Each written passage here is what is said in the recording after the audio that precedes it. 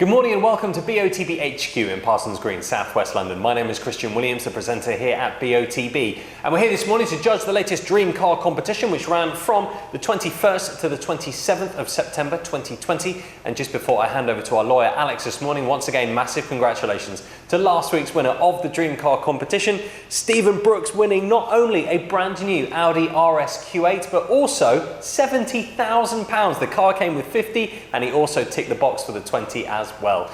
I'm now going to hand over to Alex Brooks from Onside Law, who will oversee the proceedings this morning. My name's Alex Brooks from Onside Law, and I'll be overseeing the judging this morning. Firstly, I can confirm that the competition data has already been sent to the auditing company, ASETS. I would now like today's judges to introduce themselves and, using the secure link provided, mark on the screen where they think the centre of the ball should be.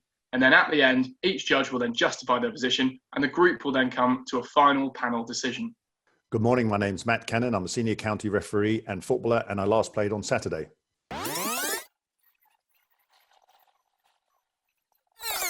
I'm Nigel Hicks. I've been a Super League match official for the best part of 30 years, and I'm an experienced football administrator.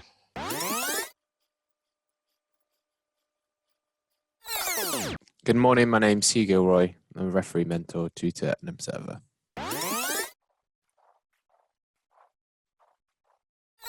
Hi, my name's RENEE, HECTOR. I'm a football player for Watford FC Women and I coach for Tottenham Hotspur Foundation.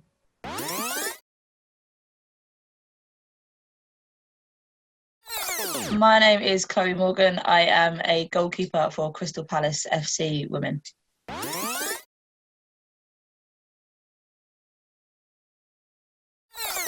Hi, my name is Kieran FITZGIBBON. I've played football for more than 30 years and I'm now a senior county referee.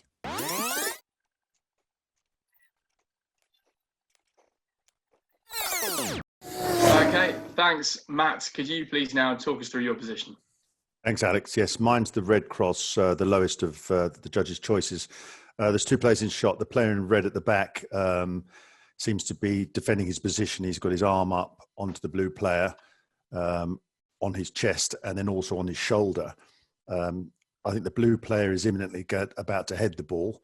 I think he's, again, got his arms back, protecting his position. And I think it's going to be one of those little flick headers as opposed to a strong, powerful header. So he's going to flick it away from his body.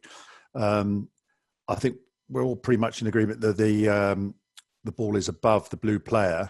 And I just thought it was a little bit further out in front of him from a 3D perspective. And I've cross-referenced the eyes and put the centre of the ball where I believe it is and put my red cross there.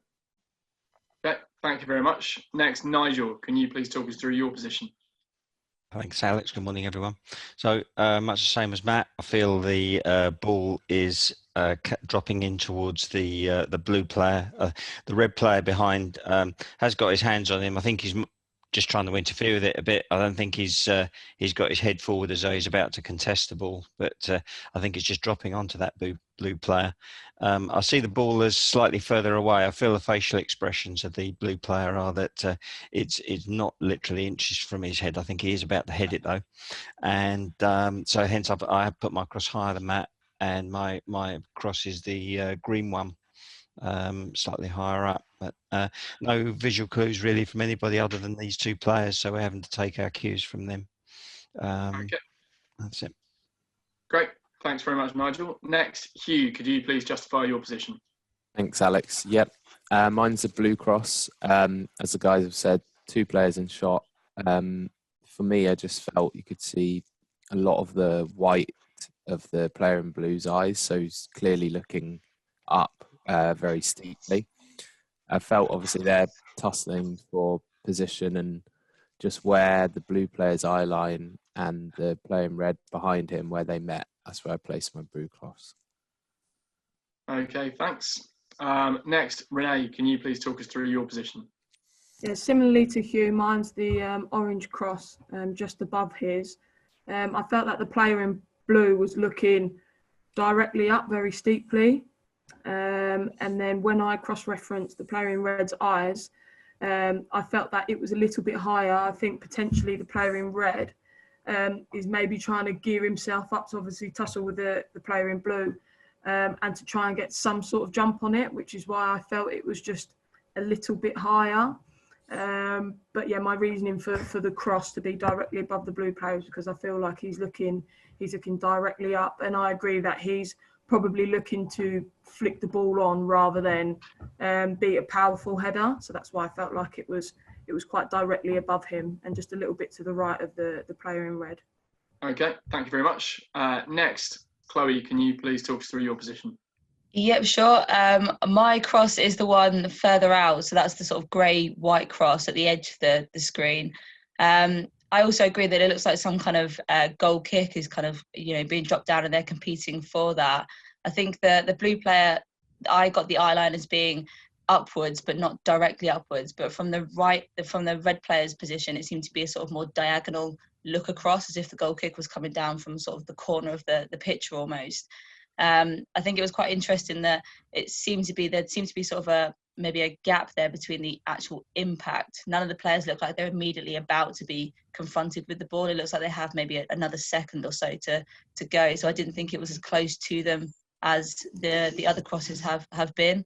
But yeah, that's why I put it slightly further away, because obviously even though it's further out, you've only got half a second before that's coming down anyway. So that's why I went further out with mine.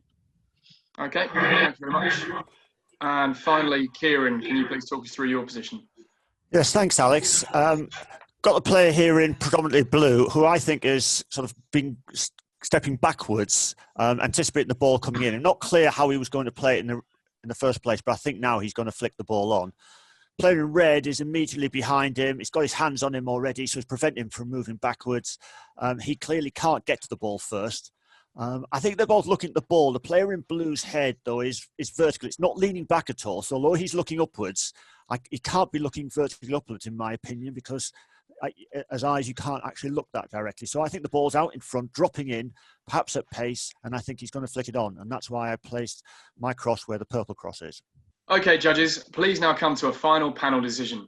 For your reference, the larger white cross is the calculated average of the 6 individual selections. Okay, ladies and gents, let's put some lines in. We've got this player here.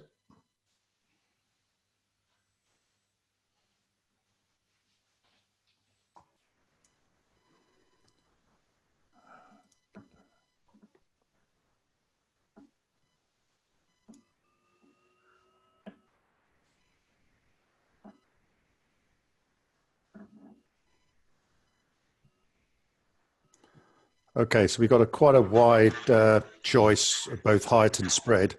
I did find it interesting that the difference of opinion of how the ball is actually going to be played, which makes sense for the different choices. I mean, Chloe was thought it was a goal kick or a ball coming in from distance, and both Kieran and myself, who were the lower two, thought it was the blue player who's just about to flick the ball on.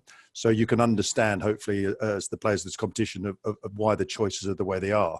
I do think also the ball's out in front. And I kind of agree with Kieran that looking directly up is difficult, but I can see if the ball is out in front, that these sort of four crosses out here, 5 crosses out here are actually in 3D in front of the blue players are actually closer than they look on a flat screen. But if I can go to you, Chloe, you're the furthest away again, and just a little bit more explanation, please, on obviously you thought the ball had been kicked in. Yeah, I definitely thought that the ball was further out front. I think from my perspective, it didn't look like from their faces that it was an immediate impact. So I didn't think that the ball would be as close as it was, as I appreciate the other crosses have gone. So for me, it looked like there was at least half a second, I think, before the ball was actually going to fall to be competed with, sort of lower down. So that's why I went further away. And from the angle of the red player's head, he's definitely looking more across field, sort of towards the corner of the photo. That's why I've gone further out.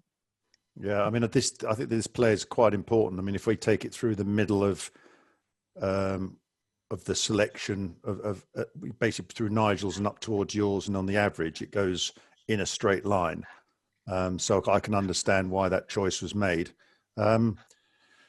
If I, for debate's sake, because you're so far away, Chloe, take you out and see where the average goes. and then maybe we should debate how that looks as a choice, as a panel. I mean, Kieran, you're furthest to the right, but low on the trajectory with me. Any further thoughts with Chloe's in and out? The only thing I would suggest, if everybody puts their head in a vertical position and then tries to look as far upwards as you can't see straight upwards. You can't see even almost straight upwards. You can only see a certain height. And that's why I feel that the player in blue, the ball has to be in front of him. It can't be above him.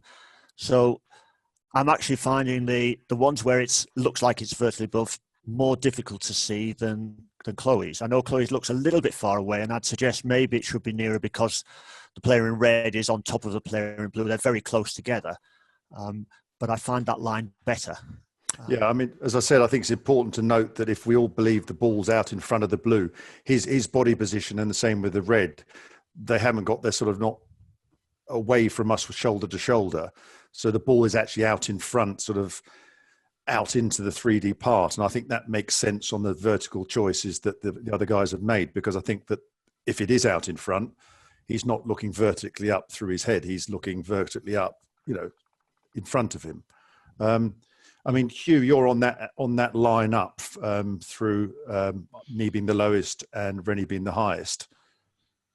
Yeah, I understand what Kieran's saying. I think I agree with you. It's one where, yeah, he's not looking through his forehead in this instance. He's looking up and slightly in front of him. And I just felt, as a few people have said, if he's going to flick it on and they're already starting to tussle, it's likely to be that bit closer. It is interesting. I took a lot from his right eye, which you can see looking up. The other eye, sorry, his right. But the left eye for me was looking out a bit more at an angle, not so steeply. So I think it depends almost which eye you looked at and which focus you took. Yeah. And RENEE, you made some very good points. I mean, you're slightly higher, but exponentially not that far away from the rest of the choices. Yeah, similarly, I'm in a similar position, but I took probably most information from the player in red's right eye. That one. Yeah, that one. I just felt like he was also, when it's not zoomed in, it looks like he's sort of looking directly out. But actually, if you go over his eye, I feel like he's still looking quite steeply. So that's the only reason why mine was a little bit higher, because I felt like he's also looking quite high. Yeah. Yeah, I mean, Nigel, I think we both agree on certain things in the past where we're looking at the head position of the player. Yeah, and I took a little bit from this, which is possibly why I went a bit lower than I just felt he wasn't looking too far back with his head. Yeah, I do think there's a bit of a shadow over the player's right eye as well, which maybe gives the impression that his eyeball's looking slightly higher. But I understand exactly where RENEE's coming from with that.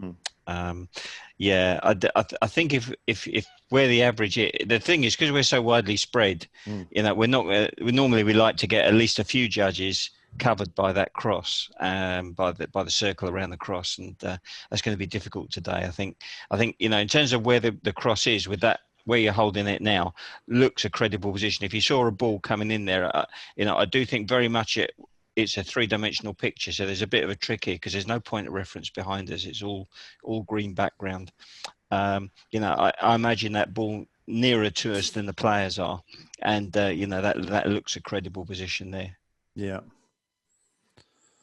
Okay, so if I put Chloe's back in and see how the movement comes out, and I think Nigel made a very good point, although it's much closer to your choice, Nigel, it's much further away from the other four lower judges. And if I take Chloe back out again, I think it falls within all our choices. Does there anybody think that anybody's else, what it should look like with anyone else removed? I mean, if I move myself, I just think it goes back up again. Yeah. And I'm not sure that's particularly helpful. I think that, then it makes Kieran's less creditable. And then again, we are, we can't lose all the judges. So no. Can we take a vote if we can, simple yes or no, to vote with this calculated average, but with Chloe's choice removed? Nigel? I'd say yes. Yep. Hugh? Yeah, just based on the blue player for me, Yeah. where he's looking steeply up. Yeah. And Renee? Yeah, happy with that. Yeah. And Kieran? Yes, okay. I'm happy to do all that. Yeah. So, Chloe, this is just a panel decision to get, I suppose, the calculated average closer to credible choices for the other 5. So if we're happy of that, we will judge at this average. Thanks, Alex. We've decided to judge the calculated average with Chloe's choice being removed. Okay, thank you. On the basis you're all happy, then please click submit. Thank you very much, judges. The coordinates selected are 1765774. These coordinates will now be passed to the auditing company assets to calculate the winner of the competition, and they will then inform BOTB. That concludes the judging process. Thank you.